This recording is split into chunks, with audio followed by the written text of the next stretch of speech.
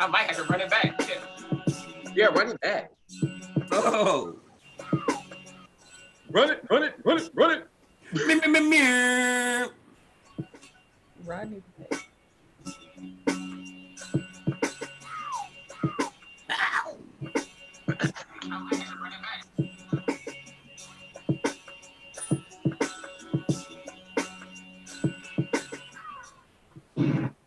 Hey, what's up, y'all? This your girl Dizzy. Welcome to What You Got To Say. I'm going to introduce my co-host in a moment because we all trying to get our watch parties going. If you already in the building, you already know we want your interaction between you and us.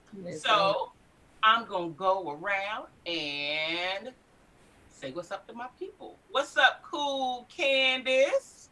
What's up, y'all? And time to get it in, y'all. It's time to chop it up. What's up, Mr. Greggory? Hey, Tyrone, Greggory over here getting it in. Let's go. How you do it, sis? Chop it up? No, you got to go gang gang. I know, gang gang. What's up, Miss Kela Mahogany? How you doing, boo? Doing well. Hey, y'all. Ooh. Y'all are so silly. All right, what's up, Mr. Cabana Blaq? How are you? I'm doing good. I'm that dude. Shout out to everybody. We got early people in here. Hey, Kenzie. Yes, we do. We do. So, what we are talking about today. Hold on, I'm still trying to get my watch party going. I'm trying to wake all the way up. What up, Liddell Williams? Here we go. What's up? Boom. There we go. All right. So, what we're talking about today is virtual schooling. Does it work? What are the pros and cons? What have we learned? What haven't we learned? I know that here on the East Coast where I am, we have not, well, VA anyway, we have not started school yet. We are starting on Tuesday after Labor Day. But I've got some other co-hosts in here that already have children that have already started this process. So we need to know, we would like to know from you if you've already started, what's the deal? If you're about to start, what are your feelings? If there are teachers out there that are listening in on the show, I really, really want to hear what our teachers have to say about this whole process because, man, we're going into a whole other realm that we've never really had to deal with before. So what's up, Mr. Marcus Dupree? What's up, Miss LaVader? What's up, Samantha? Marcus Dupree says, Tyrone Greggory, your face said it all when we talked about virtual schooling. So, since you were so over dramatic about it, how about we let you start? Tell us about your experience thus far with Sweet baby Jesus. Ooh, ooh, ooh. Listen. Struggling. So, listen. These kids, they need to be in school. They've been out of school too long. Now, with all this pandemic, I don't want to send my kids in there with nobody else's kids. Period. Now, I get it. Some people work. They can't, they're not afforded the opportunity to stay at home. I'm retired. I ain't got shit to do. I'm at the crib. This schooling stuff with virtual, first off, the first 2 days, the kids were trying to figure it out. And then my son's laptop said, no. What happened? So I'm calling the teacher. Teacher like, I'm just a teacher. I'm not tech support. You're going to have to call tech support. I called tech support. Tech support, don't answer the phone. It was like 911 back in the 90s. Then I finally get to a website and it says, this is what you need to do. If it's not working, I need you to drive by any one of the schools in our school system. What? Drive by any school with the laptop on? Okay. I go sit in the parking lot in front of the school. Log in to the internet. All I had to do was find CMCSS. Click that. Then the laptop start working. Well, why y'all didn't do that before y'all gave it to me? now, why did I pick this up from y'all in this parking lot? Right. A whole 2 weeks ago. So it's been hell. Then get home. I'm teaching. I'm doing my best to teach, right? Coach, mentor, as they say, my kids. And then the teachers are like, listen, we need you all to go ahead and reboot all the computers. why y'all keep having me reboot to the reboot? I just want them to get in and do what they need to do. Can you do? Come on. Do. Uh-huh. But it's been hell. But then like all the all the little websites, they give kids assignments. They gave my son one assignment. He's supposed to go in, answer the questions, read the story, and then he got to come back into the Zoom to talk to the teacher about the story. But he can't get back in the Zoom. So now I say, host is in another meeting. Please wait. And he's trying to do school. What is the problem? Hey, so we got a lot of people commenting. Go ahead, Kela. I said I'm so glad I smoked before this. Let me tell you So something. Samantha, hey Samantha, Samantha's watching. She says, so far it's working here. My son is in the 7th grade. He has 40-minute time blocks and is done with his day of Google Meets by 12:40. He loves it because it's face-to-face instruction, and that is what he needs. What's up, Albert Brunson? Hey, Judy. Hey, Mama. Tyrone Davis is watching. Another Samantha again. She said, my daughters though, 5-year-old and 8-year-old on devices. I can't do shit in this house when they're in school from 9 a.m. to 3:30 p.m., especially with a 3-year-old running around. This shit is a lot. So, TJ McCall, what's up? Hello, Della. Hello, Taylor. Hey, what's up, Lisa Cash? I see you, boo. Albert Brunson is laughing. He's like, yo, how many voices is Greggory gonna do while he's explaining this situation? He got to be Greg. He got to be the kid. He got to be the teacher. He got to at least be those 3. And tech support when they answer. Hey, I am multi-talented, Albert. You leave me be, sir. Right. So Samantha says they tell the parents not to help, but the kids can't exactly figure out technical shit. So what WTF am I supposed to do? Holly school, that must be the school system. So basically they're telling them don't help, but I'm actually on board with Samantha. I'll tell my information later because I haven't even started. But Candice, what you run into? Texas, y'all are already in school, right? Yeah, we are already in school. How's that working? Whew. So far, not too bad. For the most part, I gotta give like the biggest shout out to my husband. He's retired too, Greg. So he's been killing it, like helping the kids with their science, their math, social studies, the little projects and stuff, all types of, yeah. He is, man, they pretty fucking awesome. Sorry, I just had to throw that out there. But he's been killing it. Like the kids are doing well. They did have some issues with Zoom initially, but for the most part, everything's been going pretty good. They have some of the work can seem to be overwhelming because they send you so much work at the same time. And the way theirs is set up is there's one particular assignment that you have to turn in by 9 a.m. So in order to complete that, that's your attendance for the day. If you don't have this assignment in by 9 a.m., you're absent for the whole fucking day. So they have to, and it's normally like 1 to 3 simple. No, it's like 1 to 3 questions. Like one question will be like, how many continents are there? Or what country is above the United States? Mm-hmm. It's simple, stuff like something you should know in order to log in. So that's just how they get started as far as their school day is concerned. And then the rest of the stuff you got until midnight or 11:59 to turn everything else in. Yeah. So long as you complete that one assignment by 9 a.m., you got the whole rest of the day to turn everything else in. And then so far, what they've been doing is they've been allowing the kids to turn some of their work in late, I guess because everybody was trying to get the whole Zoom thing squared away and trying to figure out exactly what they needed in order to, be successful or whatnot. But so far, it's been going really well. Really well. I'm proud of my, like they've been taking it all in stride. I'm proud of them because them jokers ain't really left the house for real since March. Greg, man. Hey, what's up, BJA1? A1. DJ A1 on deck. What's up, up DJ A1? Roy and Axel and Dupree. Look, Marcus Dupree said, "Man, that sounds like college." It is. Yeah. No, I'm telling you, like I do feel once they work out the kinks, at least in our school system, when they work out the kinks with the virtual, with the Google Classroom and the Zoom, it'd be great. But right now, man, it's horrible. It's trash, man. So Like they still do attendance where they literally go through and call each kid's damn name. Wow. So I'm concerned because y'all know I got 2 kids. One is 13 and the other one is just stepping into kindergarten.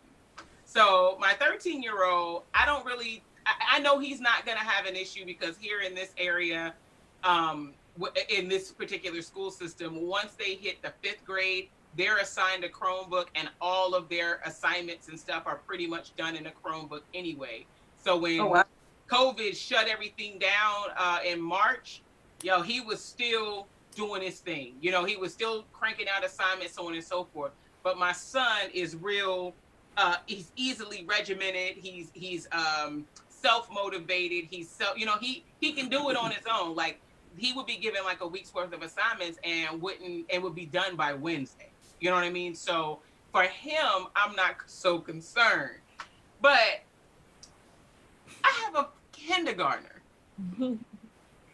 Her first experience with a real school is going to be totally virtual. Yeah. And so of course, she knows how to, use an iPad and get the ABC mouse and IXL and do all her learning stuff. But I don't know if like I have a feeling like it's going to be me that's going to have to go in and log her into Zoom. But what I am concerned with is the part that Tyrone Greggory was saying. Okay, so let's say I go in there and click you, and you're in Zoom with the teacher. I'm hoping that while you're on Zoom with the teacher, that she says, "Okay, class, now move your arrow down to the chalkboard and click on that to open the classroom." Because if she doesn't, Naomi's gonna be like, "What are you talking about?" You know what I mean? What are you talking about? And so I feel right now that parents are going to have to be there and, okay, well, let me click on Classroom and let me open your assignment. Oh, well, now let me get you back to Zoom and let me, kindergarten, the great thing about that is that she's got one teacher. You know what I mean? So, so I'm not having to go through a bunch of teachers, but I am concerned about those teachers, the students that do have more than one teacher that are in the 1st grade, 2nd grade. You got to log into Miss Holmes and then log into Mr. Cabana's class, then log into Mr. Gregg's class, then log in. Yeah, those kids aren't going to pay enough attention to that. Hey, what's up, Jamie? Jamie said, "Hey, boo, we looking good." Samantha also said, "Your whole squad always looks good on What You Got to Say." Thank you, Samantha. Hey. Miss Arlene is in the building. Hey, she said, "Yeah, this is going to be hard." Let's see. Samantha also said, she says, "I'm with y'all on that because kindergarten is going to be difficult. It's difficult." Lance says, "All I can say is make sure you're aware of the camera and that you have pants on." Well, Lance. Well, is that your situation? I got on pants, Lance. I got on pants, Lance. I'm good. I got on shorts. We need to know if Lance showed up to school with no pants or walked across to get his coffee and surprised the whole class. That's all behind you, and they got no pants on. You're like, "Oh, wait a minute. Oh, Lord Jesus." Right. Samantha also said she had to go out and actually buy a printer because going in daily to remind her ADHD brain what the schedule was, she was over that. She had to print off schedules so that she knew what her children were doing at the same time. What's up, Sean Austin? Lance said, "I am not speaking from experience." Oh, okay. I don't believe you, Lance. I don't either. believe you. Yella said, I've been looking for one for about 3 weeks now. Every printer is sold out around here. Yeah. Yella was just saying that they had a lot of technical difficulties or whatever, and like she requested a hotspot because her internet sucks. So she requested a hotspot from the school because they offer it, but then they ran out. So it's like y'all don't even have enough equipment to support. You know what I'm saying? Like, that's crazy. Right, but it also could be the fact that. Oh, go ahead, Kela.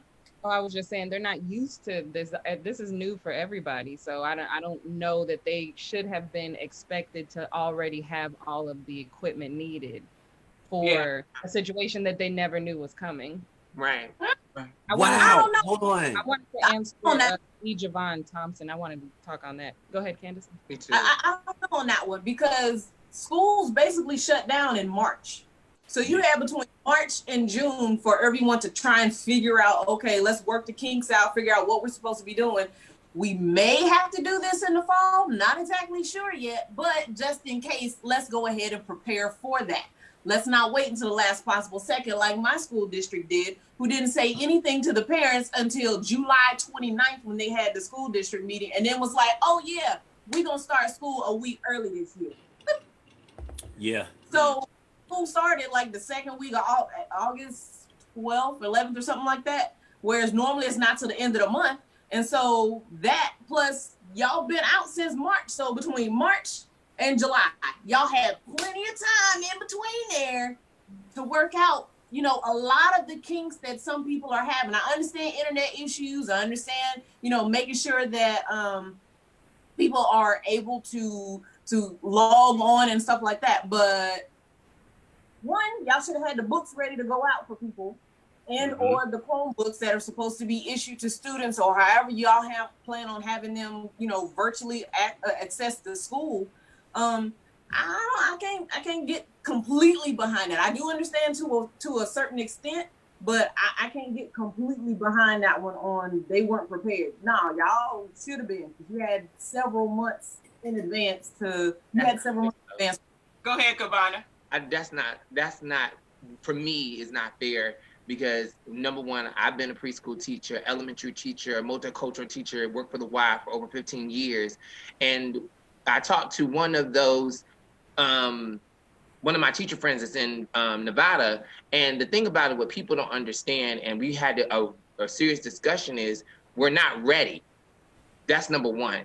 I don't think that the parents understand the one thing that is imperative to the whole thing is most parents, if you're a good parent, thumbs up for you, but we have a lot of parents that are just frustrated, got kids, and don't want to deal with kids. And as a teacher, you see that all the time because you become the parent, the guidance counselor, all these other things. We're talking about Zoom, and Zoom was not built for classes. It was built for things like we're doing now. And we're even taking it further because Zoom wasn't even built for showcases of TV. It was a business type of friendship platform, just like anything else. I think that they should have took the rest of the year to really plan it out, because really, honestly, outside of just the educational portion, a whole social level of skill level of teaching is missing. Kindergartners are going to be so different because they have no interaction with human life. And a lot of times when you're thinking about building something, sometimes we think selfishly on how we were taught instead of looking at how they're going to be taught. And right now, the world is in trouble. I mean, things are missing, paper, printers. Every day that I go to the store, something is hard to get. So if they really wanted to plan this out and make it a state of emergency, they should have planned it out in a way that they were looking at the global picture of how people would rush and attack things instead of go get things, as far as the books, the pencils, the pens. And then I feel like with teachers in general from virtual, they should be empowered with equipment. So one of my ideas was to have all teachers, of course, go back to the schools so that they can have the supplies that they don't have at home. Because this is the funny thing, and not to play race, but we're gonna play race. In the good neighborhoods, things are a little bit treated differently, but in the lower level neighborhoods, some of the teacher friends that I have, they're teaching from their house. Right. Some of the kids don't have access to computers. Some of the kids don't have these things. And right there is a sliding scale within itself. So they should have thought about how they can get teachers in buildings and get them access to equipment and tools, because a lot of these teachers, unfortunately, gonna have to become Mr. and Mrs. Rogers' neighborhood. You're gonna have to be even more entertaining with your educational, because the thing that I see in a lot of these Instagram videos and things of putting up with parents is a lot of overwhelming in frustration. Yeah. And then your home becomes a prison in a sense, because what happens is when kids go to school, their freedom comes from going home. But if they're at home and then they get out of school, they're still at home.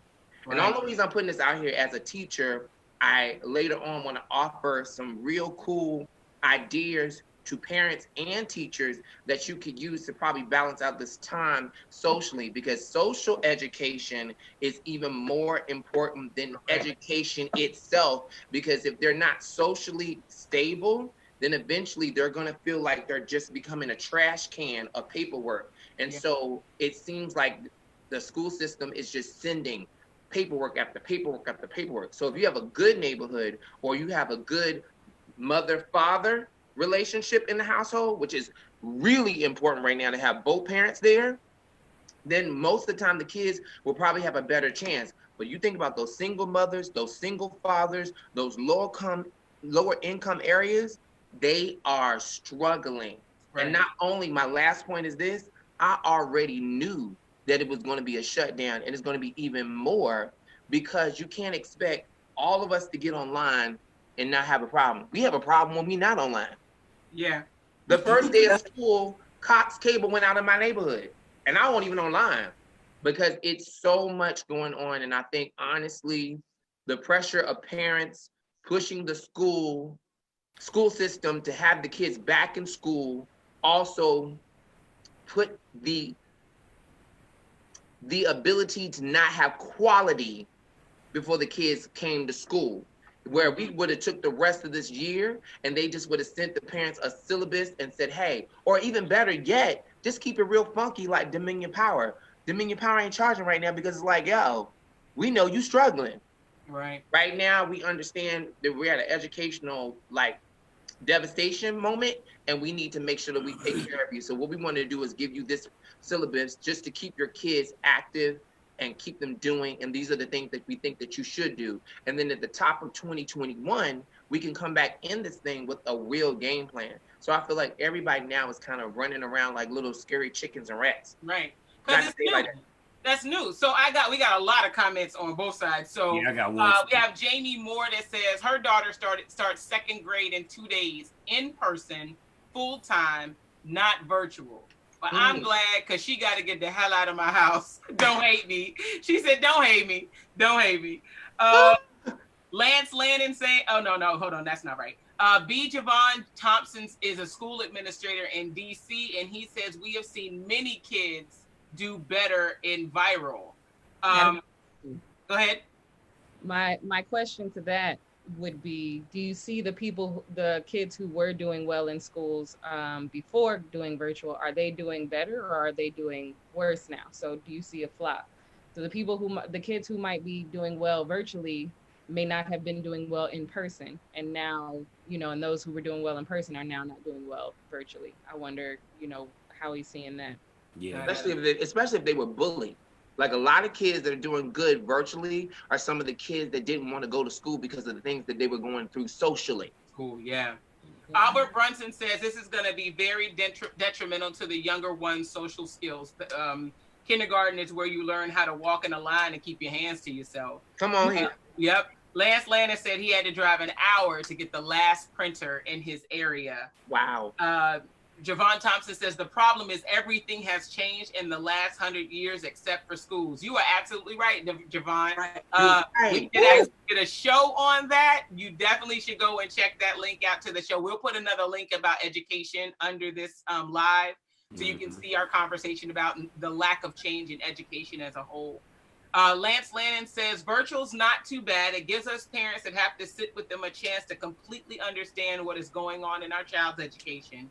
It sucks when it comes to kids having a social life, but that just comes down to us parents to get our kids out in society outside of class. Rodney posted a story in the feed that is actually talking about a girl who had to go and sit in the parking lot of a Taco Bell to get free Wi-Fi to do her class Saw Wow. because she didn't have it at home. Javon Johnson says, I believe the parents depend on schools to raise their children. Say it again, Javon. Yes, that's When the they do parent that. should be their first teacher. Marcus Dupree says, yep, it takes a village. Hey, Gerald. Hey, Christian. Hey, Miss D.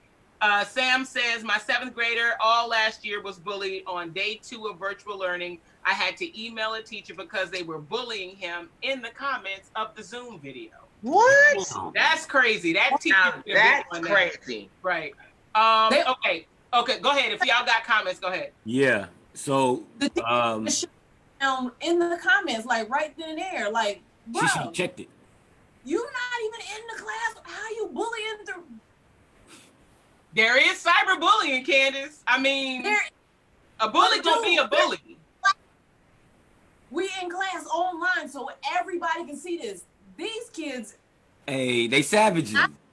respect our generation, because if we was gonna bully you, you was gonna get that shit in your face. Right. You wasn't no Twitter fingers hiding behind a keyboard. You catch me at the playground at 3 o'clock. Right. Yeah, I don't understand this cyber thug. I don't understand that. Like, but here's the thing. Adults do it too. They talk a whole lot of trash online and you see them in person and they don't have anything to say. So, I mean, I don't know. And just to not defend the teacher, but the teacher could have been engaged with her class and not paying attention to the comments. So, True. I mean, that's quite possible. It's an overload. It's a Yeah, lot it's a going lot. on, but then at the same time, this is the thing that happens with teachers, and I speak very comfortably about the role of a good teacher. I'm a good teacher, and being a good teacher, you tend to have to take on way too much. And your concern is about those kids, and you become daddy and mama too quickly when you need to become the rule book, the wall, and I mean the brick wall. And I had to learn how to do that. So I would encourage, if there's any teachers up here, you have to come up with a system from the gate that lets the student know there is a no tolerance level for foolishness. And foolishness means the bullying, the disrespect, not doing your work. But a lot of these teachers are so under such strict, what's the new thing? No one gets left behind, and everybody's feelings matter, and all these things that they put into place. And I do believe that in a general sense, but when I was in school and to the day that I stopped teaching, one of the things that was given to us is you're here to help make better adults, greater human beings. And that is from failures and successes and learning how to be corrected the right way in your education, in your social skills, and in your work ethic. Right. Now we are fearful because I think social media has allowed a lot of judgment to be seen. Cancel culture is here. And so this plays into the whole educational piece. And I think this is good that we're talking about it, because sometimes we're looking at the books, which is important in the teaching, but all of this plays into the value of teachers and the parents, especially parents and teachers working together. Because I don't even, did y'all, Candice and Greg and Dizzy, did y'all have a like a on virtual meeting with your teachers or something like that? We did. No. Oh no. I ended up having one because of everything messing up. Like my daughter was trying to finish a class and she couldn't finish it. She couldn't even log in. And my daughter, she's the school kid. Like, she loves school. And she was upset because she couldn't do the class. And like I said, the Zoom was all messing up. And then the teacher calls or, texts me, and I text her. And then I had to Zoom her from my phone on a whole different classroom. And she's like, but I can't have two going at one time. And I'm like, how are you planning? How are they really planning on helping? Like, you can't troubleshoot. There's no troubleshoot. Right. I really, go ahead, Candice. Go ahead, Star, go ahead. No, because she wanted. Well, then I'll finish. So you see that cyberbully right there? You see that? All right. But no, because comment Della, she brought up another good point. for some of these kids that are like, you know, middle school, high school level that are doing extracurricular classes, you know, the what they call elective classes that can help them with their school resume. Right. Her daughter was taking sign language virtual through the virtual class. I mean, because she's virtual, but they had an interpreter. The teacher's actually deaf, but they had an interpreter. But the interpreter can't help through the virtual, so the daughter had to drop the class. And now only the ones that are able to go traditionally and go to the school are actually able to take the class. So those that are doing virtual were forced to drop the class. Now I'm thinking like, what other classes are some of these kids forced to drop when it could be something that's going to be looking good on their college resume? You know, I don't know. Good question. That's a good question because one of our boys is in middle school and he's taking band right now. So the issue we were having was one, the band director, I don't think he kept track of what students were coming in this classroom versus were going to be virtual. So when they had like some like an after school pickup where you were supposed to pick up like the band book and stuff like that. So we go by there and he's talking as if we're going to be in classroom. And I was like, no, we're going to be virtual. And he was like, oh, okay, well, I'm ordering some more drumsticks and some mallets. You know, y'all can come back probably next week when they come in, and then I'll issue y'all some, and then you can take you can check out a bass drum and you can take that home and xylophone. And me thinking back to when I was in school, I'm like, a bass drum is huge. I don't know how they're gonna check those out to students. They don't have but so many in the classroom. And then so was a xylophone. Maybe they have like the little small joints that you can practice on. I don't know. Let me ask. Yo, Right. they wouldn't even. My son wanted to play percussion. They forced them to either play trumpet, trombone, clarinet, or flute. 4 choices. That's all they got. Wow. You got no bass. I didn't bought a whole drum set though. You don't understand. I done already bought a drum set because he wanted to play drums. No. Now he gonna have to learn how to play drums. I'm just glad to teach him. Wow. So we got more comments. Jamie says, I don't believe COVID is going anywhere or that there's any way to avoid it. It seems like it's just about strengthening the immune system and overcoming it. My daughter and I have both had it. It was definitely nasty, but it was manageable at home for us, thank God. Jen is saying this whole situation is going to be a disaster for everyone. Kabani, you are right about everything you said. What about the homes where both parents have to work or the single parent has to work, has no support to help them? There has to be a better solution. So what I wanted to jump in with is kind of the roll back to generally the defense. I in a general sense have to like defend the teachers and defend the school system. Now, I am not a teacher. I do not work in the school system, but I do run a youth center and a before and after school program. And I will say that it's very easy to think that the school should have had something in place. And there are so many factors that the schools had to wait on before moving forward, because I'm going to tell you, we don't start school until Tuesday, but it was like 2 weeks ago, maybe 3 weeks ago, where we actually got some sort of concrete plan from the school system.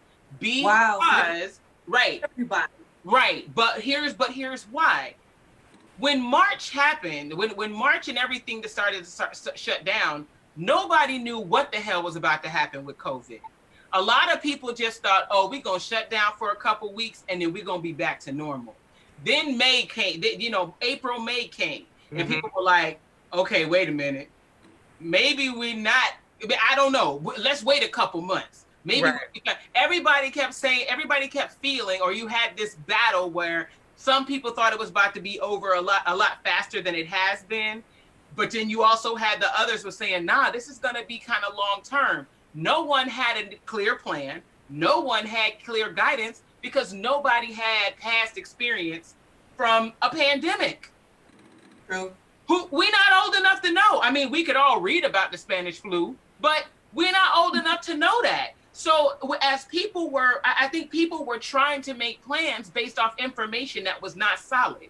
And even myself, trying to make a plan for our program was always contingent upon what's my leadership's plan? What's the wing leadership's plan? Now we got to throw what the governor's plan is into the whole mix. And the school system can't make a plan without the governor saying what the constraints are. And the governor is being led and being told by who?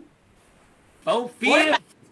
Right. The So person if you dismantled the whole council who was supposed to be watching all of this pandemic stuff that Obama had set up all back in the day, and now he wanted to get rid of it. So now everything is just all about. Right. So if you're sitting and you're listening, it's they say shit rolls downhill. You're watching the news, and 45 is saying, we'll be good. Fosse's saying, no, we won't.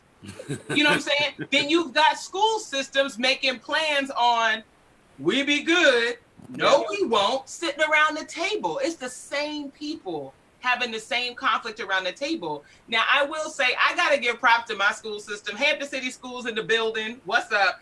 I feel they did their damn thing, because their Facebook page was so informative. I was getting emails and phone calls about stuff on a regular. And then they were like, hey, we're having this school board meeting. They were virtual, so you could listen in on just getting general ideas of what the plan might look like. But they were very, very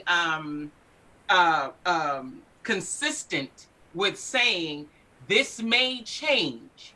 This may change, because when you first walk in the door and you got a couple thousand people with it, by June, July, you're dealing with a couple million people with it. The plan can't be the same. It cannot be the same. And so really, we thought our before and after school program, we were thinking of those parents like Jen and so on. Like, okay, we support a whole military mission. We've got people that regardless, while some people were sitting at home collecting that check, we were at work and our people were working. So we already had in our mind, when school gets back in, we're gonna still need to support these folks. Mom is mission essential, dad is mission essential. You cannot say, I'm not coming to work today when you work to defend this country. So right. So we were like, let's look at what the schools have come out of. Our school had 4 phases. Phase 1 looks like this, phase 2 looks like this, phase 3 looks like this, phase 4 looks like this. When those numbers hijacked, they all changed. Hampton City said, nope, phase 1, that's it, end of story. But me and my squad we had to sit down and say, okay, here's the plan for phase 1. This is what it looks like for us. This is what phase 2 looks like. Going into school year, providing not just before and after school care, full day care. We're gonna be open from 6 a.m. to 6 p.m. I gotta be there open before people gotta get to work so they can drop their kid off. I gotta feed the children before they get on that Zoom call at 8 o'clock. We had to rearrange our classrooms. 1, social distance. 2, let all the kids to at least be able to have access to an outlet so that their laptop can stay powered. I had to increase the Wi-Fi within my facility because guess what? I'm about to have a bunch of kids on Zoom at the same time trying to do class. Mm-hmm. Oh, and on top of that, let me position these tables so that if I'm on my Zoom call, you can't see Cabana, another child, walk behind me. You know what I'm saying? I mean, but we just started getting these ideas into play because every time these numbers increase, the plan changes. So do you have in your daycare that are their parents chose for them to go virtual, but they're mission essential, so they have to go to work, so they're at your facility? Our school system, nobody's going to school right now. Everybody, Hampton City Schools, 100% is virtual. All kids got a Chromebook. Yeah, all kids across Hampton City Schools got a Chromebook. Hampton City Schools made contact with Cox Cable, said fill out this form. You can get reduced, you can get internet services in your home for $10 a month if you can't afford internet. I'm telling you, Hampton City Schools has been on it. And just last week, I had the virtual meet and greet for my son and my daughter on Zoom. Got to see the teachers, got to see the other kids in the class, showed us a PowerPoint of what we're going to need. I'm telling you, Hampton did that. Dizzy, are you Why telling me your kids are doing 12-hour shifts every day with you? Those kids can be in my care from 6 a.m. to 6 p.m. That's rough, yo. Think about it. If parents got to be to work at 7, parents work from 7 to 4. No, I understand that, but I'm just still like, for a child, that's kind of rough. You're spending 12 hours a day with basically a surrogate parent. Yes. But that was the case beforehand. Let's not get this twisted, because that's where her facility is for. No, they would go to school. Well, in the and come back summertime, to it was full day. But in school year, yes, they would go to school. I mean, they would come to us, go to school, come back to us, Right. and then go home. But But they do it since 12 March, hours straight. it has been 6 to 6. And the thing about it, It's not it's had a the same break. thing though, because at the end of the day, when you're in the system, your kids are away from you regardless all day. No, I get that. I think the reality people are starting to see is that they're away from you, but then they're with you now all day with this one particular box and system. And I think for me, Dizzy said it best, what I was trying to see.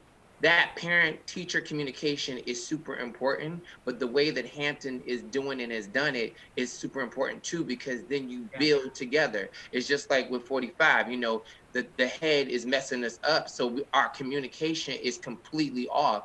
But the school system, if they would have started off everywhere, not just for Hampton, but everywhere where everyone is there speaking together, working together, figuring it out together, because sad enough, whether people want to accept this or not, it's going to keep on changing until it gets better. Like every month, something else is going to be different and something's going to be new. And with us being online like this, oh, get ready. And I don't even like to say stuff like this, but I like to be honest so people can prepare, because you should be preparing.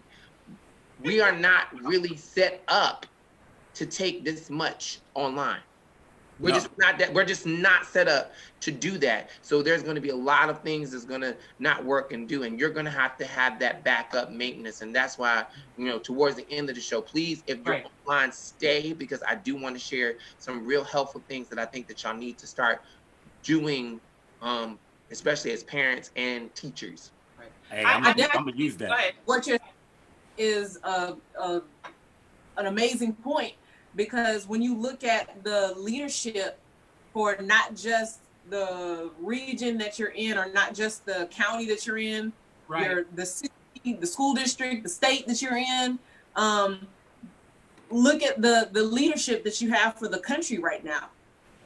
If that person is making is stating that they're not going to make a decision for the entire country, even though you're in charge, because you're the president of the United States of America. Right. The people that are in my political party, or the people that are just in my circle, or just my friends, no, the decisions that you make affect everybody. So if you make a conscious effort to say, I'm not making a decision, I'm gonna leave that up to the governors. Y'all figure out what you're gonna do with your state. Well, that have scenarios where you got students in Tennessee who are having issues trying to log into the internet. And then you got students in some areas of the country where they're not even able to log into the internet. They're going to sit down at Taco Bell and complete their schoolwork. And then you have who are at home and trying to figure out what they're supposed to be doing. And then at the same time, you got, you know, other school districts where it'd be like, you know what, we're not waiting on 45 to make a decision for us. Let's make a plan. Let's put it in play. We got phase 1, phase 2, phase 3, and 4. And if phase 3, we get to phase 3 and shit hits the fan, we go back to phase. That is something that should have been in place for the entire country. And guess what? All it would have taken was one Zoom call. One Zoom call. That is based off of the leadership. If you aren't a true leader, and I understand everybody makes decisions that's not beneficial for some people. You can't make everybody happy all the time. Cool, I got it. Know that. However, come on. You have to make some type of a conscious effort to make a decision that is going to allow the masses to benefit from it. Because you have not just these private school kids to consider, you have to consider the ones that are in public school, in charter schools, the ones that aren't able to get to school, the ones who have to stay in daycare all day because their parents are working 12 to 14-hour shifts. You have to consider all of these. And when you have someone in charge who's only worried about his little circle or his supporters, not even all of his supporters, because a lot of them are suffering right now and they're voting against their own interests. And I'm down a rabbit hole. Let me stop. No, you good. You good. Look, Miss Arlene said, thank God that we have a governor that is a doctor and knows what he's doing. So I'm gonna tell you what's funny. I watch every single what is it? A conference, or I can't think what it's called. The public service announcement that our governor does.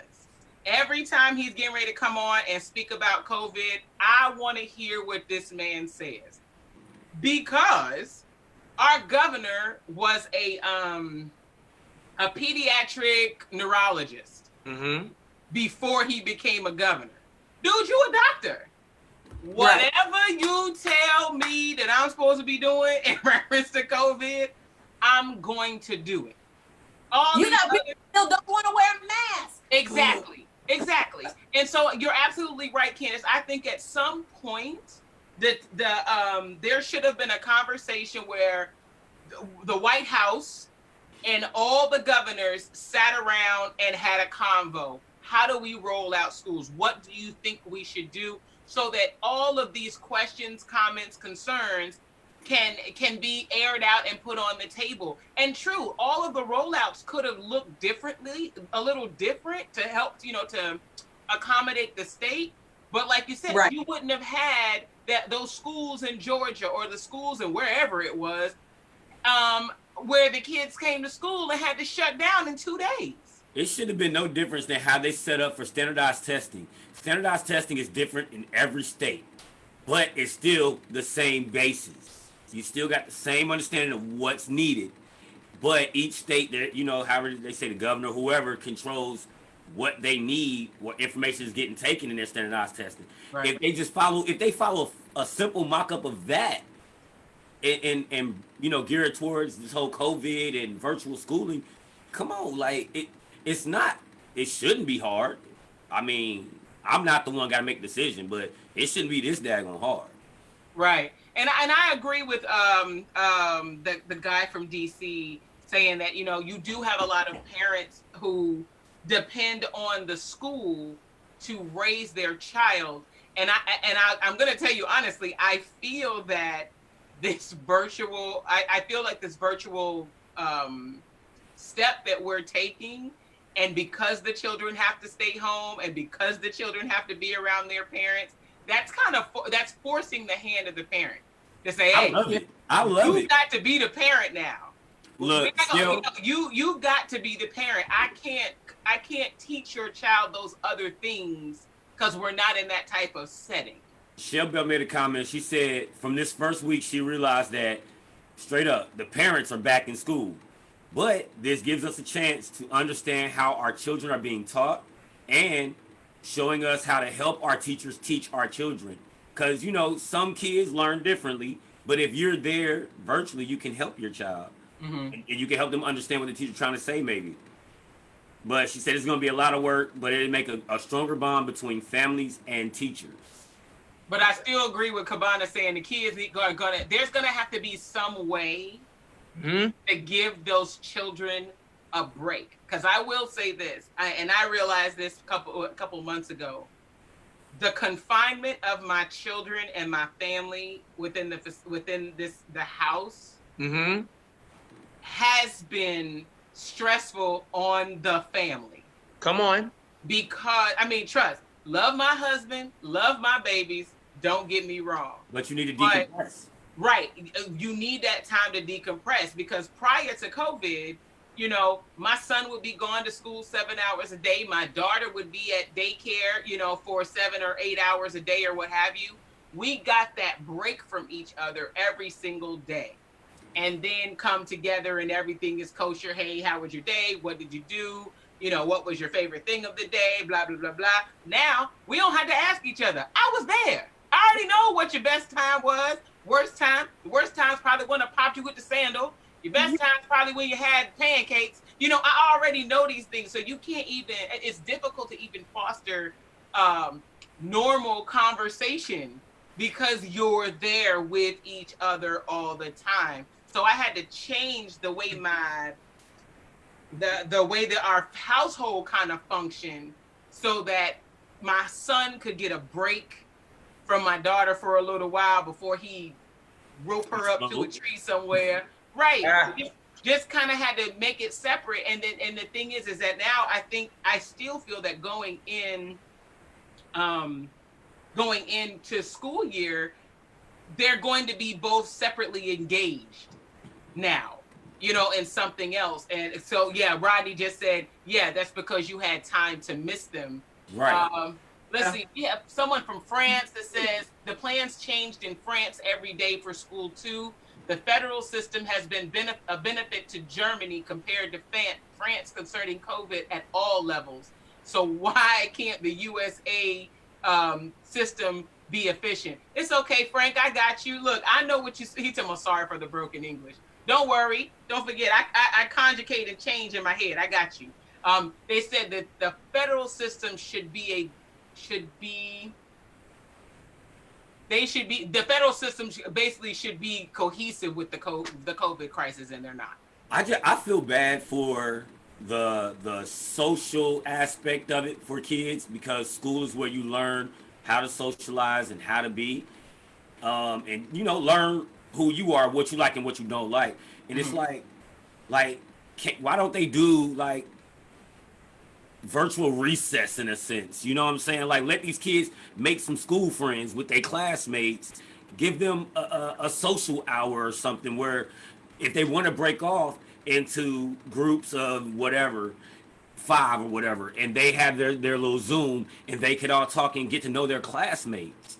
I mean, even with the high school students, you know, passing period was recess for, you know, high school students. Hey, you talk crazy in the hallway for a little bit and go into class. Like, they have no way to even get to know their school age friends right now. Right. But that's that organization. That's that part that people don't understand. Like, all of this takes intense organization. And just like Dizzy's son, that's a rarity. Like, self-discipline is, you know, one of my favorite people is Bruce Lee. Self-discipline is not easy. It's right. Something sometimes it's just innate. And with that being said, you have to prepare for change. Like I always say, freedom is not free. You have to fight for it. Correct. And I think that people have to fight for this part in their lives. And I think that we're not fully accepting the responsibility, not just as parents, because we that are single, we have to play a part in this as well, because it takes a village to raise these children. Yes. You know, that's another thing, you know, long before this ever happened, I think the one thing that the pandemic has done is brought reality in our face, because long before the pandemic happened, I would see people not doing what they used to do. Like an old mother would see me, and if I was cursing, the mother would be like, "You need to watch your mouth, son." Mm-hmm. And I'd be like, "Yes, ma'am." Now it's like, boop, beep, beep, beep. You know what I'm saying? Like it's disrespect on top of it. So we are pulling values and moral consciousness here. And I think with Candice, I know what Kela feels as far as like our president. It's just, well, not my president, 45. With him, it's like he definitely, and I know once again, because at the end of this, I'm gonna blow y'all back heads out with this information. Go ahead and say it. You gonna blow our back out? Hold on, brother. Hold on, brother. Don't get nasty. But what I'm saying is, I'm about to really like make sure I'm writing my notes, because I really want to help a lot of parents and teachers and people. But you have to get ready. Like, you have to understand that this will get worse before it gets better. True. So Samantha said there is zero room for privacy or alone time to decompress when all 8 people who live here are all at home. Javon says, well, the Secretary of Education, who should be leading, hasn't said much. It also shows how this current administration is unqualified because she has never worked in a school. Ooh. Exactly. But you know what? And I agree, Javon, the whole administration is an issue. The whole administration. And I don't understand how you could be a secretary of education and never work in a school. How? That doesn't make sense. Like, what degree does she have? What makes her qualified, period? You didn't earn it. She's not. You didn't earn that Because his position. whole team is filled with just his friends. These people are not qualified for the positions that they are holding. Correct. That's a whole other conversation, though. How did you get confirmed for this position and your resume speaks like you've been working Business. Burger and you want to go run The person who hired her. She got more experience than the person who hired her. Because the electoral college, the people who voted for him. Come on now, talk about it. The electoral college with they problematic ass right now. Because Look, put him in office, also have little experience. Like this shit is dumb. Yeah. That's, Yeah. to follow up Kavana, he says that you have to prepare for change, and especially for this particular school year and those coming forward. Even childbirth, you got to prepare almost 9 months for childbirth. There's a process that goes forward before it. Well, we didn't take our prenatal. Your body is preparing for childbirth for you to birth this child into the world. So you can't just, we can't just automatically think everything's going to be okay. We have to prepare and work for the change that is taking place at this point. Right. Wear a mask, wash your hands, wash your ass, go to school, do your work online, pay attention to what you're supposed to be doing. Listen to the medical providers, people that are out there that have more information mentally about what is going on and what could happen. You watch the weather, they tell you a hurricane's on the way, you ain't gonna sit on your front porch and be like, man, the sun show ain't came out today. I'm just saying. Let's put this together. Another point I wanted to make was that there were I really feel for some of those students out there that are having to be taught by their parents because the teachers can only do so much from the other side of the computer screen. Because you got a lot of parents that were struggling in school when they were there. Right. So Right. if your parent got ADHD or ADD or they were dyslexic or they were autistic and they were struggling and had issues when they were in school, the provisions that the school system has put in place to help your child, if your child has any of those things, that has changed as far as how the school is able to help them now. Because let's say before, where your child was dyslexic and they had a dyslexia teacher, where that teacher could sit down with them and be like, okay, let's go over our consonant sounds, let's go over our vowel sounds, and let's put the CH together and the TION. How is that's completely changed from how they are now, because you don't have that person that's sitting there with you going over it, because those kids learn differently. They don't process everything how some other kids do, where they can just pick it up and keep running. So when you have parents that have those same issues, they're struggling trying to teach their kids because they see this assignment that the teacher has assigned, and all they see is a bunch of words on the page, and sometimes their letters are floating, or sometimes So are you saying that your teachers don't have office hours? Your teachers can't be reached after a Zoom a Zoom meeting to be able to ask questions? Because for me, okay, so yeah. All right, so I get, yes, it's going to be different virtually. I get it. And I am now starting to think about those parents that have their own learning disabilities and may not be able to assist their child. But I'm trying to make the connection of where does that learning disability become more of an issue in virtual school versus when they were going to school. If you were dyslexic when they were in school, and you dyslexic now as virtual. I can only see that being a true problem if the teacher is not available to assist the children. Maybe are you guys going to school Monday through Friday, or do your teachers have remediation days, meeting days, any of that? Monday through Friday for us. So my kids are online completely. So they're able to speak with their teacher offline if they need to. All they have to do is send an email, or they can send her a message on Google Classroom. My teachers respond quickly, so we're good on that part. I'm just speaking in general for, you think about those parents who had their own issues in school, who some of them barely made it out of high school, and some of them who didn't even graduate, but now they're thrown into this situation where they have to be the full-time parent and teacher now, because the teacher isn't able to, the student isn't able to go into the classroom. So yeah, your teacher can tell you to do something, and your kid gonna turn around and be like, "Mama, can you explain this to me? Because I don't understand." Okay. When they're That's Zoom calls. scary to me. And you got parents that were confused when they were in school, and so now you got this parent who's been given this math book that's Common Core and like, "Hey, help your kid." When we did math, we wrote that shit with the ones department, the tens, the ones digit, the tens digit, and the hundred digit.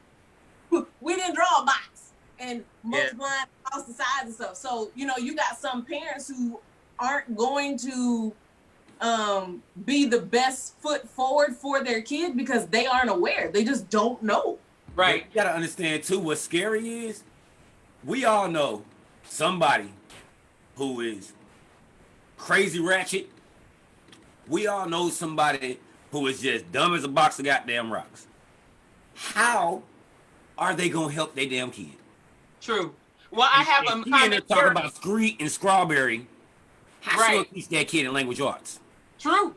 We got someone here says, I really feel bad for grandmothers that are raising their grandkids because some of them can't even get on a computer, and math is totally different now. Tanya says this. Hey, Tanya. Tanya says this is when going back to having textbooks and packets would actually come in handy. Reading. Virtual doesn't work. Some of them grandparents are our age right now. Right, How about right. that part? If virtual doesn't work, you have the book and packet to do your work. Parents can also read the lessons so they can help the children with learning the lessons, especially with the new math. I know this is the age of technology, but until kinks get worked out, it would have been a good solution, especially without access to virtual. So I agree. I agree with that, Tanya. So talking about the whole math thing that Candice was just hitting on. So at the end of last school year, my son is an honor roll student, and my son started, his grades started to slip a little bit towards the end of last year, just to a C, but I don't play that. So I was like, what is going on with math? Because you love math, you love science, you've never slipped like this. What's going on? So the way they execute, now again, I know that the way that they did it when COVID hit, it was kind of like a knee-jerk reaction, like, let me throw something together so the kids can be taught. I get that. I checked that box. So he was like, well, I'm getting the assignment. I'm completing the assignment. I'm turning it in. I'm getting a grade, but the teacher's not telling me, like, what I got wrong. I'll just know I got a B on it, or I just know I got a C, but he wasn't getting the work back to see what he got wrong. So, my husband, right, my husband with his, right, exactly. So my husband with his, my brain, he said, look, email this teacher, and I want all the work from all of the homework that he's done where he's got something wrong. Because the difference in the way people learn, I feel, in the United States, and the way people learn overseas is different. I'm one of those learners that I learned in school, unless it's something I'm interested in, I learn it to regurgitate it, and then I data dump it if I don't have any use for it. Bottom line, that's just the way I am. Yeah. Over there, they learn it. Like for life, learn it. Okay? So I got all the homework or whatever. You're not teaching bullshit either. Right. So my husband's sitting here, he's looking at the stuff. He was like, this one right here is not wrong. This one right here is not wrong. My husband has a master's degree in mathematics and physics. Duh. This is not wrong. This is not wrong. This is not. We need to get the phone. We need to get the teacher on the phone because I need him to explain to me why some of these are wrong. Some of the things were actually wrong. Husband sat down, figured it out, and explained it to my son. But we had to get the teacher on the phone, and my husband was like, explain to me, why number 7 is wrong. And the teacher's like, oh, well, no, that one's not wrong. That one's right. Okay, let me change that. So he was like, what I suggest you do is go through all the rest of this homework and ensure that my son's grades are correct. Because I've already gone through the homework and I can tell you which ones are wrong and right. So applaud my husband for doing that, but then I started getting pissed and I was like, there's 24 children in this class. So who else is he doing this to? Right. You know what I'm saying? And it's like, if we hadn't asked for the work, my son would have been skating by with a C. And absolutely not.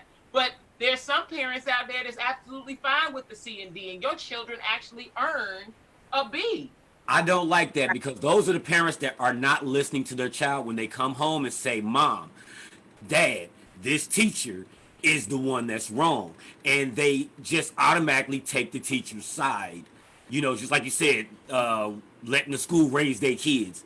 Mm-hmm. That's not cool, man. If you know how you raising your child, pay attention to your child, man. Right.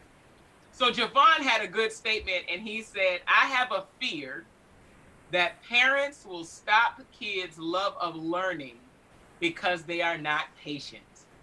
Now, I am that parent every once in a while. And I have to actually take an active role of saying, all right, I need to learn in my job and as a parent of developmentally appropriate behavior for your child's age.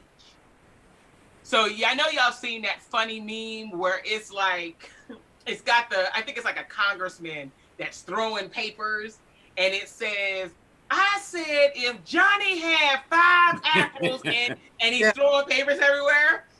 I laugh at that meme all the time because I cannot tell you how many parents, including myself before I schooled myself, don't understand that your child at whatever age is not developmentally ready to understand the concept that you are trying to teach them.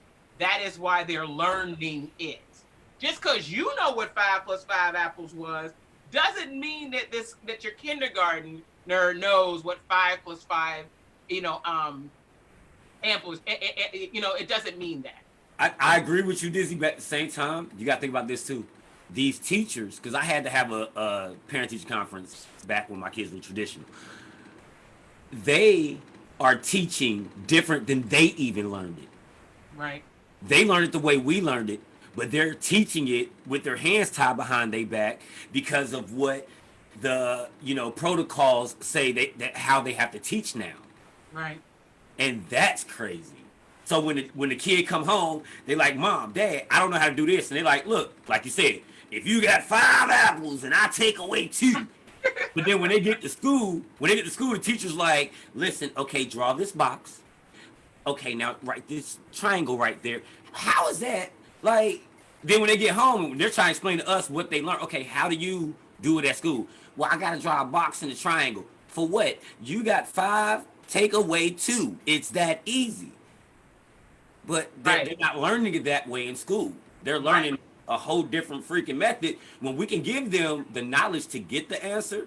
But when they go to school and do it the way we're showing them at home, they're not going to get the marks that they're supposed to get because they're not doing it the way the teachers are teaching them. Right, I agree. That sucks.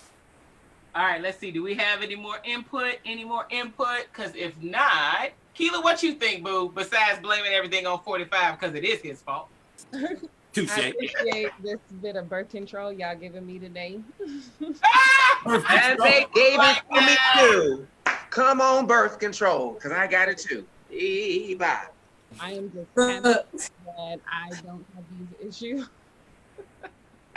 right now, because I know there are some people really out there stressed out. I feel for the teacher who can't go to school, who's doing virtual, and has the child that needs their attention and is doing virtual school. Like, I feel for that. Yeah. Hold on, the teacher that has a kid?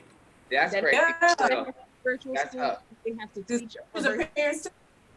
I just don't understand where the time comes. Like, where do I have time to do any of that? And I just feel like people are tricking me by saying it's possible. Like, I don't see how you do it. It's right. It's crazy because I remember for me as a teacher, I said the moment that I would, if I ever had kids, I would not teach because the love that I have for teaching, I don't want my child to miss out on it because it's a lot of strain on the brain. It's not, and anybody that says teaching is a walk in the park is very frustrating. And even with the special needs kids, special needs kids that are physical. My sister works with special needs kids. I have friends that work with special needs kids, and when they get physical, imagine a parent that has never really had to deal with that after having them in the school system, and then it happens in their house and knocks down their tables and their chairs. My sister would, leave the school with bruises when it comes to some special needs kids, and it's not the special needs fault because they're dealing with a behavior. So there's levels to, education, period. So we need to understand that there's levels. Yeah. My sister saw something on Facebook, and they're the city that they live in. So, initially once, COVID happened and the summer, and everybody was like, my kids ain't going to school. So there were all these petitions for them to not reopen the schools, for them to only do virtual because, it's not safe. I'm not sending my kids to that school to get sick and then get our family sick, all this type of stuff. All these people barking, talking, all this noise. So fast forward to the school year actually starting, and the first phase was for them to go online and be completely virtual. Do you know some of these same parents have now started another petition for the school district to open up the school because they can't do it? It's too hard. My kid don't listen. These teachers don't know what they doing. It was like, wait a minute. 20 seconds ago, you wanted everybody to stay home because it wasn't safe, and you wanted to teach your kids school. That's them bandwagoners. They bandwagoners. Here's the thing. It's safe, and it is frustrating to be at home. Like, this is a total shit show. Right. Well, you have to realize, and even though, hey, Tammy, oh, sorry, Tammy, hey, what's up, Tammy? Tammy said, amen, Cabana, what Cabana was saying. And she also said, I hate this new math. 1 + 1 = 2. Bottom line. I don't know where this other stuff came from. Thank you, Tammy. But yeah, I feel that, and this is pre-COVID. This is not new. This is not COVID. This isn't virtual learning. This is just period. What I've seen as somewhat of a trend with parents. We have parents that come to our program, the Child Development Center program, etc. And again, I understand what mission we support. I understand why we are there.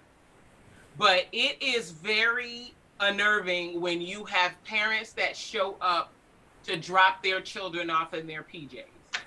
And you know they're not going to PT. And you know they're not going to work.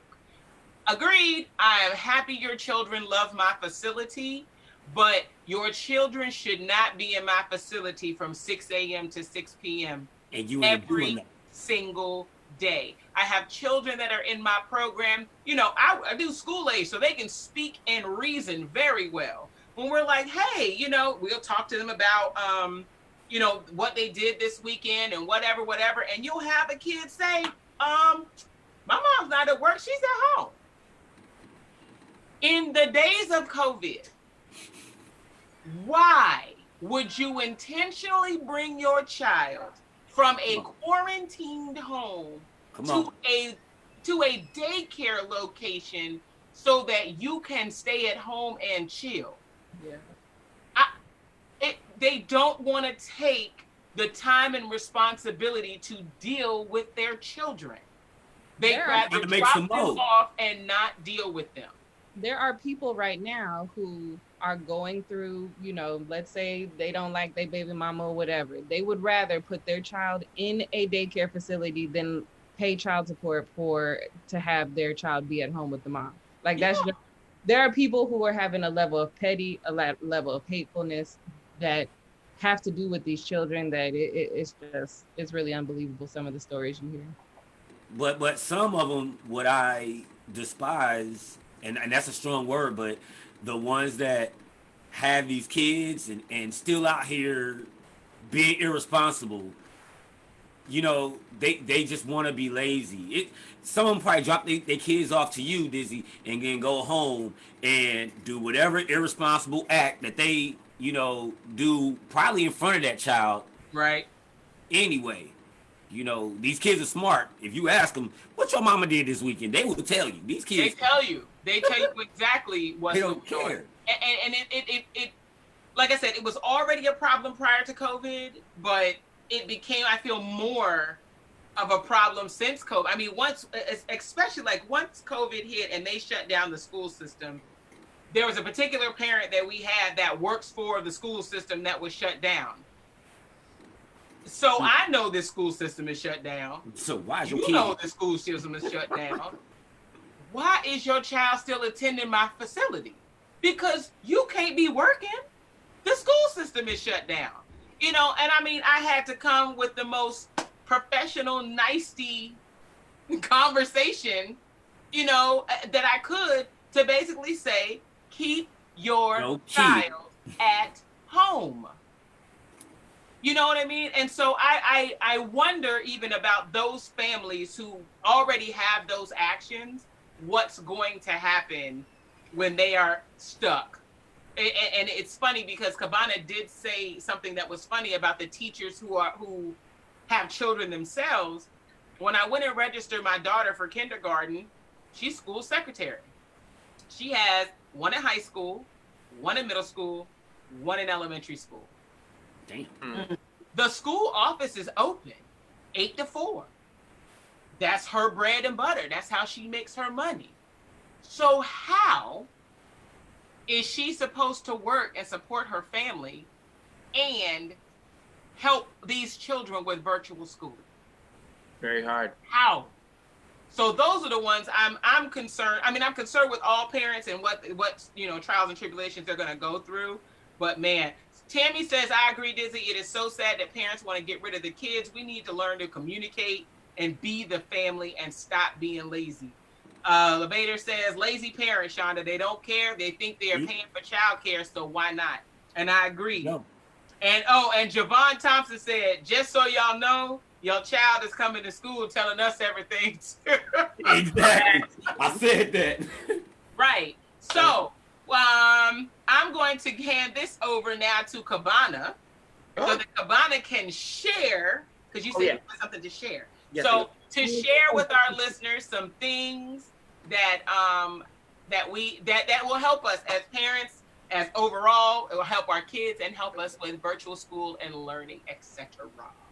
Okay, cool. So the first thing I want to talk about is boredom is the enemy. Anywhere there is boredom in your home, you're opening the door for something wrong to happen. And when I say wrong, just the choices in life that we would make as far as making your environment an education, a school, a high school, an elementary, a middle school, a preschool, a kindergarten. So you have to realize, number one, that your home has to have 2 different faces. So you have to create new blocking. One of the things that Dizzy did when I saw her home, which I was excited about, is she created a space for education for her children that was separate from the other rooms in the house. You're going to have the art of changing it up. And I would even recommend for parents, single parents that have kids, that you create spaces that would allow you to do things for the holidays. We have Halloween coming up. We have Thanksgiving coming up. We have Christmas coming up. We have New Year's Eve coming up.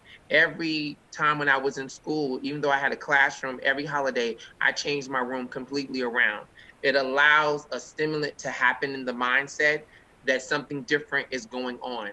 And that's a great way to beat boredom. So it takes a little bit of extra work, but it will also make fun times for you and your children, because you can create art activities and things. Lead me to the next thing, leisure activities. A lot of times people are focusing on the education, so that means you need to be PE, you need to be art, you need to be music, you need to be drama, you need to be poetry, you need to be sewing, you need to be home economics. because these are the couple of things that's probably not going to show up. So you can start doing cooking classes with your children, making cakes and breakfast and different things like that. So that the start of the day, they can create their own food or their meals or their different things that they want to do, or doing small art activities, or doing story time, which is creating poetry.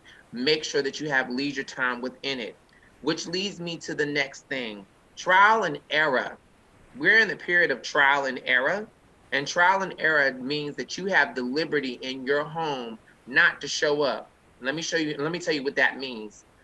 Because they're trying to figure it out, just like they're working on science projects, there are going to be major mistakes, but those major mistakes do not need to be in your home. If something is not working, then do something else. At this point, attendance and being on time, and I know people can agree to disagree, but they don't have the answers. But this is your home and where you live. So if something is not working, find out what works and get back into the school system again. Because as they're trying to figure out what works for them, you have to figure out what works for y'all. So trial and error for your home as well. Right. Parents and teacher relationships. You have to make sure that you have a relationship with your teachers. Do not bombard your teachers with a lot of your problems, your frustrations, your drama, or your emotions. Just communicate with them a way of back and forth if there's an education issue or something that you feel like you're having issues with your child that you think you should present to them, so that they will have an understanding. And to be transparent with your teachers, because a lot of times, kids would come to school, mom and dad would get in an argument, kids would bring it to school, nobody knew any better. But this might be the time that you need to let that teacher know, like, we're having a little bit of trouble in our home, right now. And, Joey might seem a little bit emotional. We had a family member pass. We had da-da-da-da-da-da-da. Those are important things to a teacher, because teachers take those things in as caregiving mechanisms, and they approach your child differently. So that's important. Co-parenting with other parents, just like you get parents and they would I'll pick up the kids this week, you pick up the kids that week. Find a COVID safe parent home that you can trust, that y'all will work together, that y'all can have physical time with, meaning i.e. So say Dizzy is friends with Candice and they know their neighbors, their kids have always been friends and everything is going well, they're doing their COVID checks, then this is field trip once a week or every other week, where you can go to the park, or you can go to the aquarium to see the fish in the water. That is the field trip. That is the time where then also, their kids can be able to study with your kids. It's all about, taking the time and making people accountable in relationships. Just like you have friends, because adults will say, well, I'm scared. Scared of what? Because you just went out with your best friend last night. Shut up. That's what I just said. Shut up. Because at the end of the day, this is your responsibility. That's why I became a teacher, because I took the responsibility to take your kids on, to make sure that I didn't make any excuses. So if you have the time to go out with your friends and say, well, I'm good, then you have the time to find parents or people that you can make a bond with, that your kids can have physical, social interaction with. Because if your children are not having social interaction, they're going to revert. They can be as confident in front of you because you can become their best friend, but you're not going to be their best friend for the rest of their lives, meaning they have to deal with the world. So it's really important to find a way to foster some type of relationship with another child, another parent, and really build. And you can do camps, meaning from virtual, you can do virtual camps. You can set up tents. They can have a tent in the house. You can have a tent in the house. Y'all can do storytelling. Y'all can make marshmallows. You have to push the buttons of creativity. My job is, I am a creative person. I am a motivational. I am a teacher. I am open to helping parents and teachers come up with creative ways, because I know how important that is. The art of silence. the home needs to have a moment where everybody needs to be left alone. If you have different rooms in the house, take about 15 minutes and say, all right, kids, all right, dad, all right, mom, it is the art of silence. We're not going to be talking to anyone. We're not going to be saying anything to anyone. We're going to just take a chill moment and say nothing and relax. We're not going to be on no electronic devices either. That's the art of silence. That's the art of silence. Silence is unplugging everything that you can do. Even if the art of silence for your children is just sitting and taking a nap, then let them do it. But after a while, they're going to get used to that 15 minutes of meditation. Don't call it meditation because some kids don't understand that. It's just being silent. We're going to start practicing. You know why? Because it's going to help you have peace. It's going to help you have patience. It's going to help you to be able to be okay with being by yourself as a young person. Those are good words to use to give it to your children. And then for your husband or your wife, it allows you to disconnect or connect, because what you can do is, for the couples, you can take that art of silence and just sit with each other. We have to find a way of just doing things differently. I'm almost done. Hold on. Okay. I Go cut ahead. you off, but I just wanted to chime in on what you were saying as far as meditation is concerned. That is amazing. We've been doing that as a family, and I'll say that our middle schooler, that has helped him build his confidence.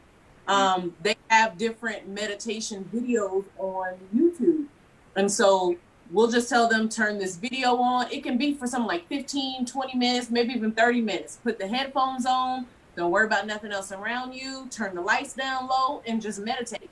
And they have different ones they can do for finance. If you want to build money, you want to build confidence, you want to help lose weight. They have all of these different types of meditation videos, and our kids love it. It just gives them some time to just kind of decompress from everything else that's going on. My husband and I will do it. We'll sit upstairs away from the kids just for about 15, 20 minutes, put on our headphones, we'll be holding hands and be on the sofa like this. So I'm telling you, meditate. It's definitely gonna help. It's definitely gonna help. No, real talk. We laughing, but I want to try that one. I want to try that one. I really do. And make sure that even with the art of silence, another thing is this really, really important. And anybody knows me, of course, you see there's vinyl on my wall. Why am I saying that? Because I am vintage, meaning like you have to get away from what the world has given us as a trap. It is the way of life, which is computers. It is the way of life, art is video. We can't get away from it. I'm on a video right now with you, but the art of silence is always pulling, which leads me to the next thing, which is going back to the physical. Go to Barnes & Noble, go to the bookstore, and whatever subjects your children are in, go get books. Get back to paper and pen and pencil. Get back to journalizing. It is very important that even do this. So, for instance, when you wake up in the morning, you know how when somebody comes into a wedding and they have a book when you walk into the door that's like, you know, putting your registry, right? You could have the journal book. And the journal book, you can put it on the floor. And what happens is everyone is required to write a thought that will start their day and a thought that will end their day. And at the end of each month, you can go back and look at it and reflect together as a family. And when I say family, mom, dad, kids, mom, kids, dad, kids, grandma, kids, whatever the dynamic is, go back and reflect. What's going to happen is, because what is written is also manifested. And what is manifested is also tested. And what is tested will also challenge you to see what you can do that's great about you and what you have to fix about you. So when you're looking back and you're reflecting on what it is, you'll say, that was really good. Let's keep that. But you shake it up and say, well, that wasn't as good. And this is something just for single people as well. It's for everyone. So the art of getting back to reading and even radio is a great thing. Cut off the TV and play the radio. And you can turn it to any talk show. You can turn it to any comedy show. Go back to the very beginning and have your family sit around the radio without visuals and just listen. Take it for like 10 minutes, 15 minutes, because you have to build the patience up. But doing that, you're increasing the endorphins, you're increasing the energy, you're increasing the body to come alive and respond. Computers have really deadened our senses. We've gotten so dependent on them that we don't know how not to not use them. Outside time, going back to that, outside is very important. Get out in the sun, even if they're sitting there in the grass, playing, blowing bubbles. You can get bubbles. Bubbles are a great stimulant. I'm doing crossword puzzles, doing crossword puzzle challenge. I do this one thing at schools. I buy boxes of puzzles, and it's silent puzzling. So what happens is there is a goal in the middle, like it can be a prize or a treat or whatever, or someone gets to do something for the day. Like you can have a basket if you don't want to have, if you have a home where your family doesn't do like candy and stuff like that, you can do a basket of good things. Like if they pull from the basket, they may get, to watch their favorite show, or they may get their feet rubbed, something real cool, or whatever the case may be. So you set up different tables and you put out these puzzles, and they're like 25 pieces, 50 pieces. And they have to try to finish the puzzle in silence, and whoever does it first runs to the middle, and whoever gets it gets to do whatever in the middle. That allows that art of silence, but it also allows the art of activity, the stimulation of your fingers and your brain. So there is so much that you can do, but really realize you need to be very, very, very active with your children. And I hope some of those tidbits helped you. So you've got a lot of comments here. There was a whole little dialogue going back and forth on my watch party. So you have some people, and this actually may have to be a whole other show. It's gonna have to, because I already got something to say to yeah. We have, because they're saying that we have people, mostly men, saying that this way, that they understand what you're telling them that they need to do, but they're saying, oh, well, it doesn't work in my house, and it doesn't work with kids these days. You gotta try. So on and so forth. And I really think that probably needs to be a whole other show, because and then we have another one saying, oh, well, I'm here to be the parent, not friends with my kid. And I'm messaging them back, and I'm like, it's not about being the friend of your child. You have to keep lines of communication open with your child. So, and he says, oh, I get you. You saying, good cop, bad cop, or my kids can't do electronics. I'm like, I think they're forgetting that earlier in the podcast, you said, do what works for you. So if every day a time slot with no electronics is what you can do, great. But if that's not something that you're willing to deal with, and you can only do it once a week, then do it once a week. Because I'm telling you, for everyone out there that's saying they can't do it, I'm going to tell you now, the devil is a lie. Yes, you can. And let me say as soon as COVID hit and my kids was out of school, you better believe I had a written schedule of what they were going to do every single day. They had, it had to do every hour. It was something different. You're going to do some art. You're going to do some this. You're going to do some that. This is the time frame in the day that you can do electronics. Then after that, you offer that again, and you doing these things again. On Sundays, 8 to 5, other than my show, there's no electronics going on in this house. Nobody's on the phone. My husband, biggest supporter ever, doesn't even watch the show live, because this is the only outlet I have to get on electronics. And then I'm not back on it again until 5 o'clock, because we have made it the habit in this home that we don't need electronics. We don't need electronics to be successful in my household, but we are all tech savvy. So it's about how you want your home to run. Don't say it's impossible, because it's possible. Well, let me say this, because it's really. I have my church finger up. I know, but I need to say something, because of course I spoke it, and I need to address it, especially for men. They need to understand this. Me being a male and being a teacher, I'm aware of the culture. And then let me readdress this. Again, it's about choice and choosing. That's the number one. A lot of times we separate and we only hear what we want to hear. And that's very important. Right.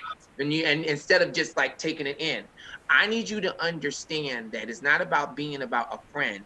It's about me just saying that in this pandemic, you have to find the right options. And from my experience from being in the educational system is failing in a lot of ways. And this goes back to another thing. And ladies, I know I speak this for y'all well said. A lot of times men, unless they're in a single parent home and they are the parent, a lot of times men are depending on the woman to do it. And that is unfair and it's not right, but it's how sometimes the system works. And sometimes men that are the single parent, it gets very hard because they have to deal with certain things that they've never had to deal with before. What these things that I'm giving you is a way to deal with the things that you have never dealt before, especially men, because women most times have an innate ability because the baby came out of them to care for them. It's almost one with them. And I'm not talking about, the bad mama. I'm talking about the mamas like this child came out of me. I took 9 months to carry this child. And excuse my French, be damned if I let this child fail. That is why mothers will walk through hell and fire and stone and wire that is brimming with blood all over it in order for their child to be successful. So this is a more of a way for parents to understand, like, look, these are different tools that I think can work for you. Like I said, I've been working for 15 years in the school system. And in that time, I followed the book, but it was the things that I didn't follow that actually opened the door for me. So it's a tricky slope. So understand it. I get what you're saying, but the one thing that someone always told me, you won't know unless you try. Okay, brother, I've been on your same campaign this whole time. I'm with you. But I need to talk to my fellow fathers. I need to. You said a great point. A lot of us depend on our wife to do the raising, to do the rearing. You know what I'm saying? And it's egotistical and it's stupid. Because period, point blank, right now, this is the time. If you are just a single father, you already understand. But if you are a father that has a mother in the home and you are not holding up to that responsibility, one of our faithful watchers, Albert Bronson, he is great. He is great. He's a great father. I don't mean, my bad, bro. I don't mean to put you out there like that, but you are a great father, bro. Yes, You really are. Yes. You know what I'm saying? Like, you have to be involved. You have to. We cannot, as men, we cannot just sit back and say, oh, I'm just going to be a provider. I'm going to be this. No. Your child, male or female, needs something that you have in you. Absolutely. Right. Absolutely. And when it comes down to what we're going through and what we're talking about with this schooling thing, like I said, I'm a retired, dad. I'm retired, but I'm at home. My wife works. I'm gonna be there. Like, I salute Dave every chance I get. That guy right there, that's a guy, that's a man, that's a father. You know what I'm saying? We have to step out there and understand we are the connecting tissue to these teachers. We're the connecting tissue to this world. We're the connecting tissue to our children understanding what's going on out here in the world and school and all that stuff right now. You know what I'm saying? Right. And then when our wives come home, we have to allow them to decompress. Yeah. We cannot be scared to hold on to our role. I just wanted to speak on that because Cabana said that, man. It was like a whole word. Like, I was walking my dog with my family, and another man came out of his house. He spoke. We spoke. While we're in, you know, just interacting, my son was at the end of the block and he said, Dad. Me and that man both looked down the street. I didn't even realize he looked down the street. My wife seen it. Mhm. She said, both y'all looked down the street. And then he looked at me and was like, man, that's something, ain't it? When you hear a child say dad and you're a father, no matter what, you know your child's voice, but when you hear a child say dad and you are a dad, a father, you're gonna look up. Right. Moms Exactly. do too. Absolutely. Moms do it too. Yeah. You know what I'm saying? I know moms do it. I know moms do it too. But I love it that dads do. And that's what I'm saying. I think this is about the third time I think that we have touched on the differences that men and how men and women raise children and how men and women are raised. And I think Rodney is that's our homeboy. Rodney has kind of pushed a couple of times to say, hey, we probably need to talk about how men and women were raised and how that is reflective of how they are raising their children. Because some of the men that I know that are answering on my feed, I know what kind of households they came from. Mm-hmm.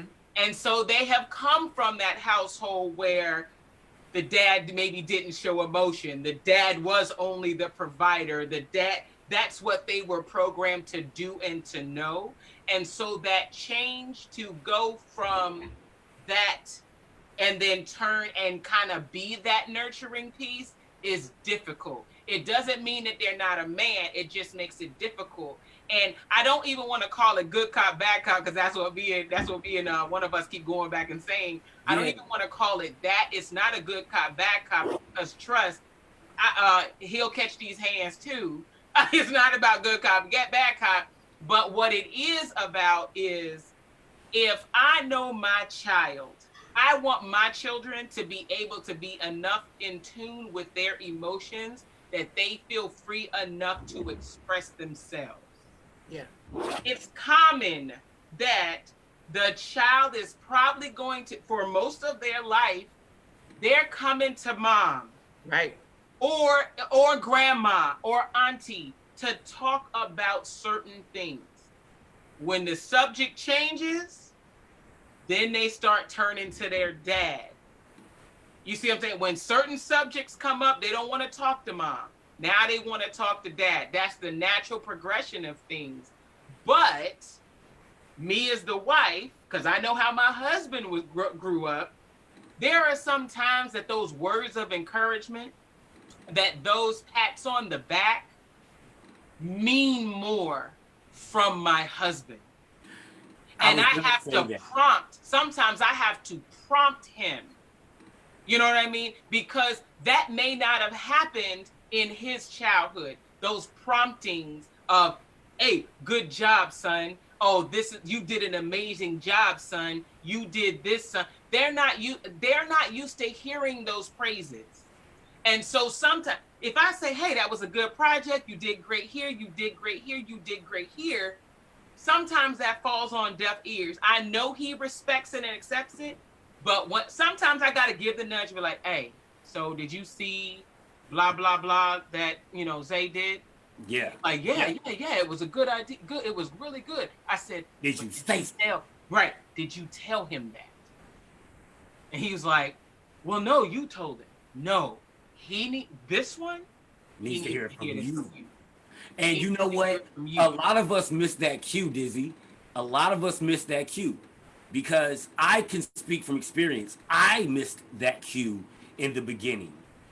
I had stepsons and then I had, kids I made, which I don't live that way. I'm just explaining. All of them are mine. And their fathers know, their birth fathers know they mine. Right. With respect. But I tell you, I missed that cue with my older two.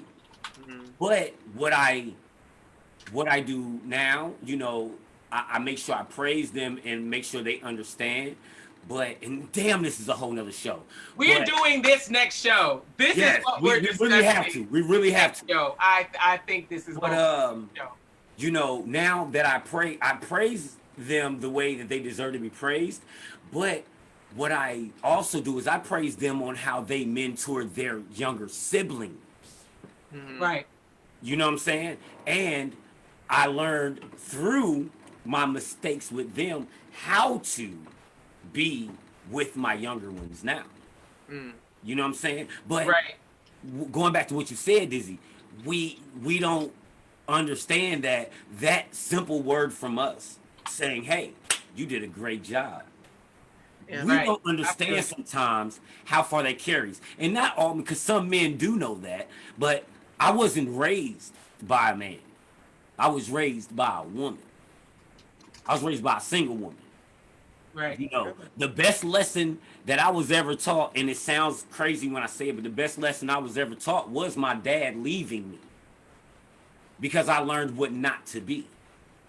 Right. Right. Therefore, I strive to be better than what I never had. Right. And I don't You're even doing know this, what man. I don't You're even know doing what I that. could have had. You dig what I'm saying? Y'all good with this being the next subject? I'm So down. y'all, if y'all are online with us right now, I have a feel this is going to be our subject for next week. What is So the huh?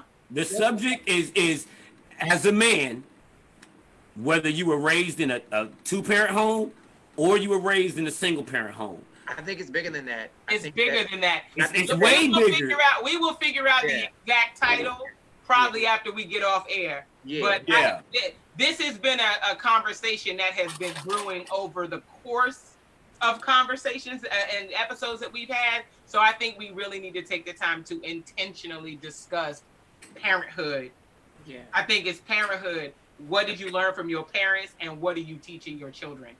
Something like that. So we'll figure it out. Somewhere in there that mix Yeah, it. we'll do that. But- So we're gonna do the roundabout. Look, they say yes. Look, I got yes. Next subject, yes. So they want that. So we're gonna do around the room because it's 2:08. Yes, We got to go. Yes, I know, right? So Good job, y'all. Hey, I know, let's right? go. All right. So we're gonna go do a roundabout. So again, back virtual schooling, K-12. What are your final short thoughts on the roundabout going out? So I'm going first. you okay? Parent. Final short thoughts. Final Parent. short thoughts. I said okay, Dizzy. Short thoughts. Parents, listen to me and listen to me good. When your kid, and you are knowingly knowing, whatever, that they're in school, quit acting like it's just regular day club shit and forgetting your kid is on virtual with their teacher. I done seen too many videos of one lady walked in the screen with a whole blunt in her mouth. Kela. Walked in the screen with a whole blunt in her mouth. Quit getting mad at these teachers when they tell your kid to stop eating during the daggone class. They can't do it in school. So what you mad about? I don't care that's your baby. I don't care that you at home. Virtually, they're at school. Shut your ass up. Shut up. The teacher said ain't no eating when they goddamn zooming. Then take little goddamn Timmy snack away and make him wait. Aren't you the parent? Why you want to argue with a teacher when they trying to help you? Dummy. And lastly, mother or father, but I'm gonna speak to the fathers, quit being lazy, man. Quit being lazy. Whoever needs to hear this, take your note. Quit being lazy. Your child needs you, and they are doing virtual school because you ultimately made the decision they're doing virtual. So if you made the damn decision that they're going virtual, get your ass up physically and help your child. Fuck out of here with the dumb shit. I'm sorry. I apologize. I just gotta be honest. I just want to be the teacher that's teaching Greg's children. Right. I am helpful. Didn't say that you weren't, but I am sure that every class is a comedic experience. Nope, because I leave my kids be until they ask me for help. And guess what? When they do ask me for help, I am not Tyrone Greggory the comedian. I He's am sure enough Gregory not. He's not. Tyrone Senior, All right. the Definitely. father. All right. I got you. I love That's it. my words. Gang, gang. All right, Miss Candice. I'm done. First off, shout out to my best friend. She got married yesterday. Congratulations. Station. Congratulations. That's your Yes. anniversary. Yes, because COVID killed the actual wedding that was supposed to happen, so it got postponed to next year. So congratulations to them. But as far as the virtual schooling is concerned, I would say to parents, do your best to stay engaged with your children. Make sure they're, attending when they're supposed to. Be engaged with the teacher. Whatever questions that you have regarding an assignment that your child is working on, or if it's something that you're confused on, you can't help your kid if you don't know what you're doing. So don't be afraid to reach out to the teacher or the school administrators, because that's what they're there for. They're there to assist you in assisting your child at this point, because they're not physically in the classroom. For those that are actually in the classroom, y'all please be safe, wear your mask, wash your hands. Don't be walking down the hallway to all the lockers and licking the water fountain and randomness, because we know some of y'all be doing germy stuff like that. You're nasty. You're nasty. And then as far as everybody else is concerned, y'all continue to wear your mask, social distance when possible, and save your money, because this payroll tax is about to screw up a lot of people's checks. Yeah, you think you're getting extra money right now. That's 6 point add up. Don't do it. Push that money. 6.2, 60 point what? 6.2.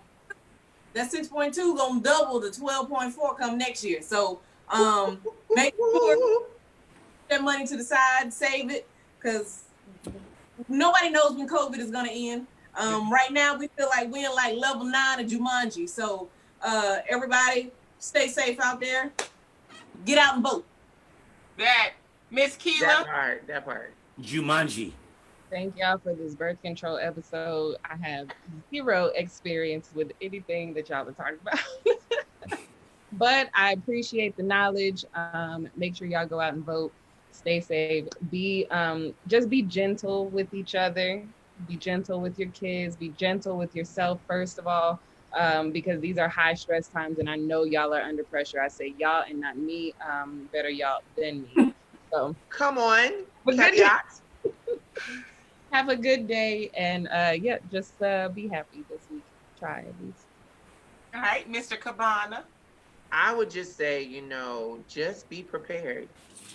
This whole show to me is about being prepared. And I think with virtual school and COVID and everything that's going on, Candice said something which is really, I think, fits my personality. You got to be a leader for yourself, and you have to take the lead in your life. You have to take the lead in your kids' life. This is not a time where you can depend on someone to do what's right for you. You need to do what's right for you in your home. And that's a hard thing to do because it's a lot of factors, but I really honestly don't see this getting any better. But what can make it better is the choices that you make and how you make them.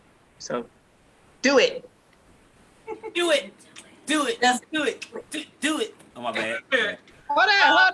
Oh, I thought you was I felt the whole vibe right there. I had a whole vibe. So for my last words, basically all I want to say is I appreciate all of the engagement on this episode, because I have not reached this point yet with virtual schooling with my children. And so kind of listening to the horror stories and the funny things and input from teachers and parents and all of that, that's kind of what I needed to kind of know what I'm getting into. As crazy as it's about to be. So I thank all of y'all for that.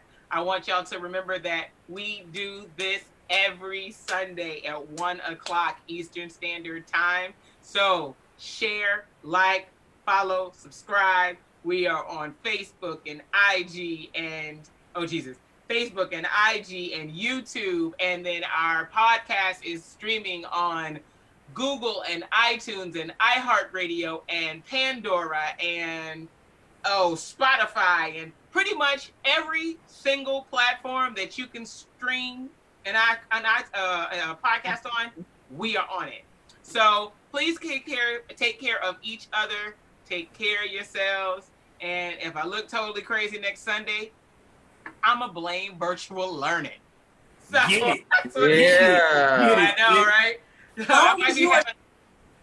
Long as you're not like some of those teachers and parents walking by with a shirt on and no pants, or you're walking around and you got your pants on and no t-shirt and you and just your bra. See, this is why I made a whole other room that I don't have to walk through at all to get to anywhere else in my home. Because I don't have to look. I'm not gonna adhere to a dress code. This is my house, but my kids gonna adhere to their dress code. Side note. How many parents are making their kids get up and get dressed for school? No. Because no. Just hear me out. Because that keeps their mind moving and understanding that. Absolutely. Like, get up and get ready for your goddamn day. Get up and get ready for your day. Get up, take a shower, put your school clothes on. I don't give a damn if you ain't going nowhere. Put them on. Yes. Get up and get ready for your day. Be ready. You too. I don't want school clothes, but you gonna get up, you gonna brush your teeth, you gonna wash your face, you gonna do whatever you need to do your hair, moisturize your hair and stuff. You getting out them pajamas. We not staying in pajamas all day long. No. My kids know. They know better.